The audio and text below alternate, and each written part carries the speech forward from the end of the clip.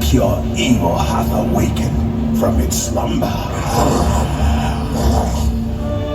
Feast your eyes on her illustrious prince and princess, eager to devour your souls.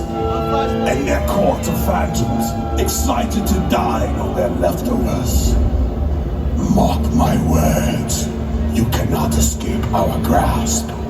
We can feel your fear. Prepare thyselves to confront thine inevitable fate. Because tonight, we feast on fear.